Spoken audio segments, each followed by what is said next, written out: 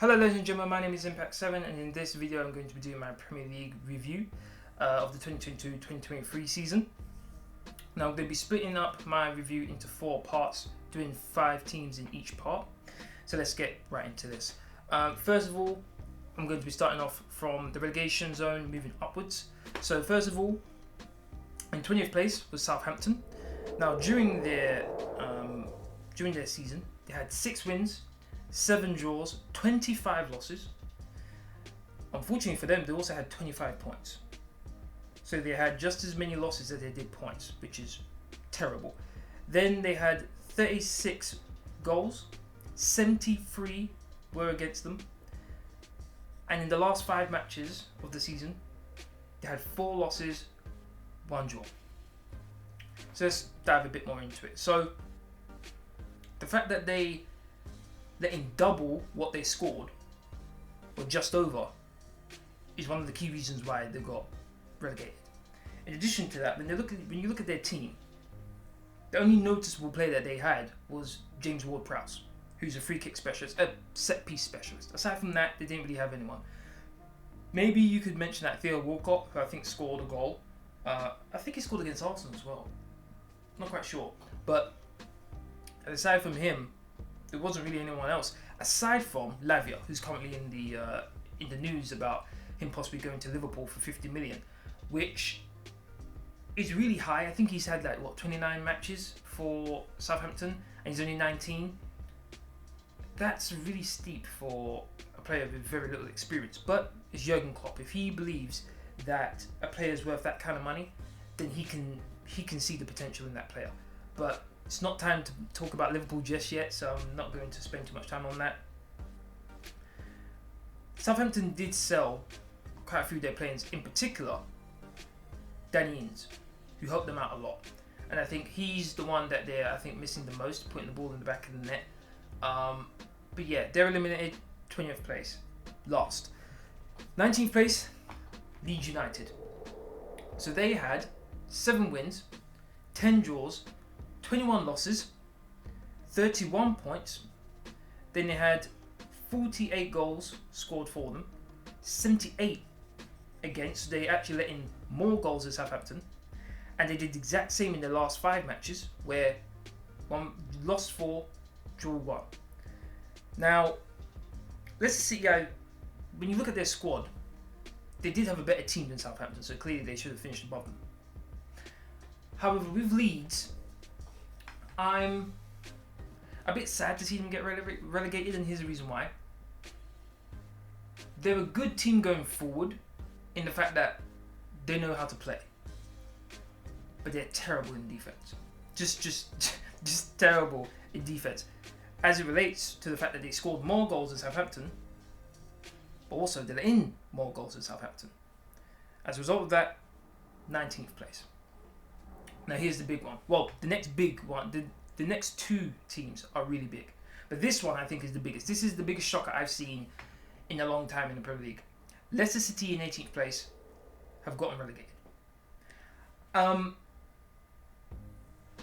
Wilfred Ndidi, Tielemans, James Maddison,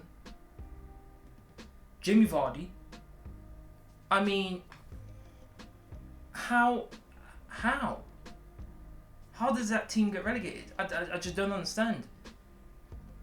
9 wins, 7 draws, 22 losses, 34 points, only 2 points away from surviving, 51 goals scored, 68 against.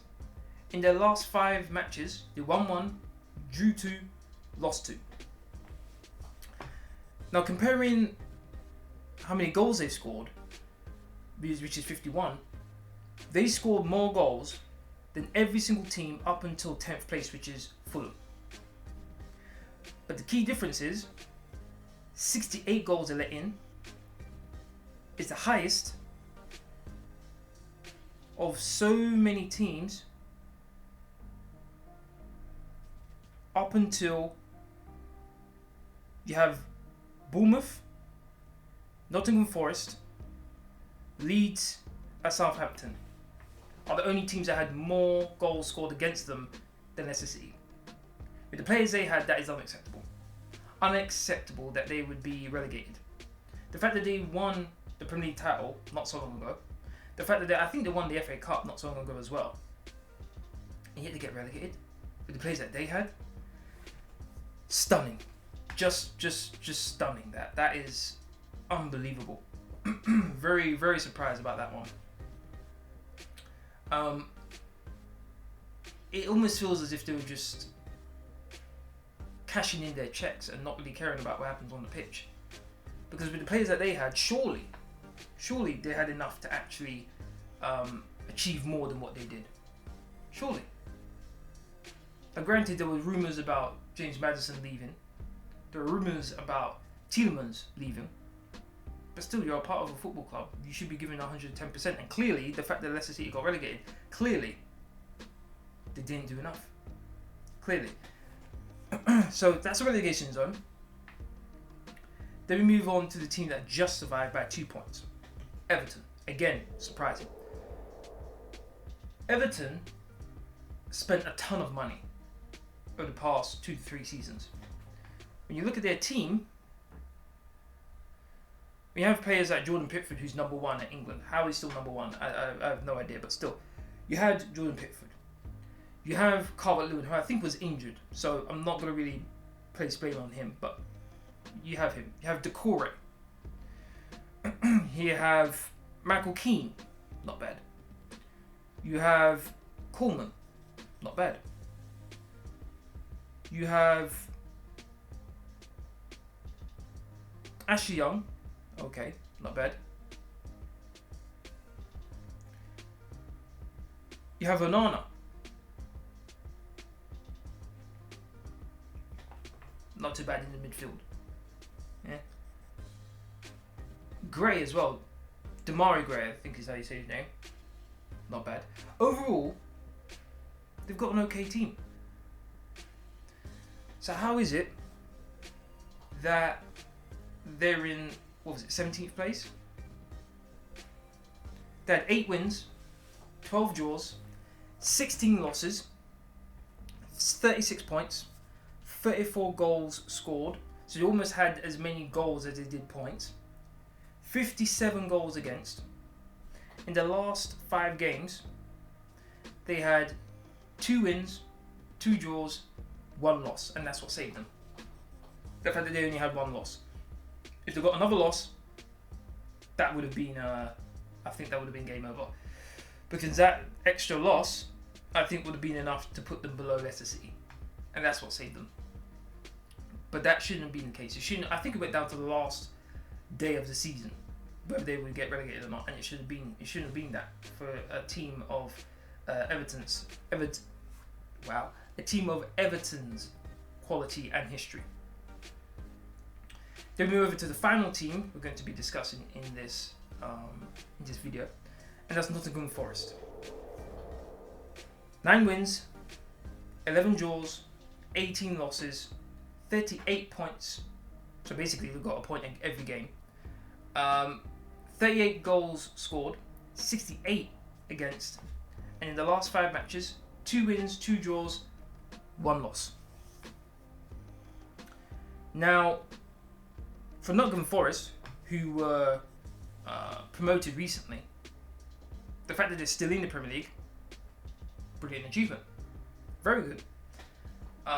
Obviously, the difference between being in the Championship and being in the Premier League is vastly different in terms of the money you get, the exposure you get. Possibility of maybe selling out your stadium is more when you're in the Premier League than in the Championship, clearly. So ultimately, being able to stay in the Premier League is very important for a team like Nottingham Forest, and they did just that.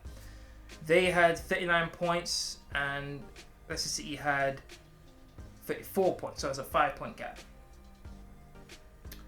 Now, one of the things that really stood out to me about Nottingham Forest in particular, when they were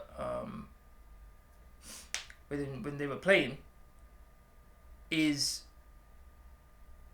the match against Liverpool. I think it was 3-2. Actually did quite well. maybe even deserve to get a point out of that. The fact that, just trying to find it now, because I'm pretty sure Nottingham Forest against Chelsea. Now, Chelsea didn't have a good season, granted. But I'm pretty sure they would celebrate the fact that they got a point against Chelsea at home. The fact that they were able to win 2-0 against Tottenham, even though they had a man sent off, quite impressive. The fact that they were able to beat Liverpool, back when Liverpool weren't exactly the Liverpool that we all know. Particularly at the latter stages of the season, Liverpool started to pick things up. But they were able to get a 1-0 win against Liverpool. Once again, that helped them. Aston Villa, I thought, was a pretty good team this season. 1-1 result for them. And they were able to pick up these results every now and then that really, really helped them to stay up in the end. And I think that was key. That was very, very key for them to actually being able to stay up in the Premier League. Now, in the next episode, I will be talking about these following teams. And they are Bournemouth, West Ham, Wolves, Chelsea, and Crystal Palace. I'm trying to keep these videos short, less than 15 minutes. I think this might go for maybe 30 minutes, maybe even 12 minutes. But I think this next episode is going to be a bit longer because I have quite a bit to say about Chelsea. But thank you very much for watching. That's the end of this video. If you want to keep up to date with my latest information, please follow me on Twitter, Facebook, and Discord. Links are for you as usual in the description box down below. Aside from that, please don't forget to hit that like button, share, comment, and subscribe. Thank you very much for watching. Hope to see you again tomorrow for my next live stream, or my next video, I should say. Have a good day, everyone. See you again tomorrow. Laters.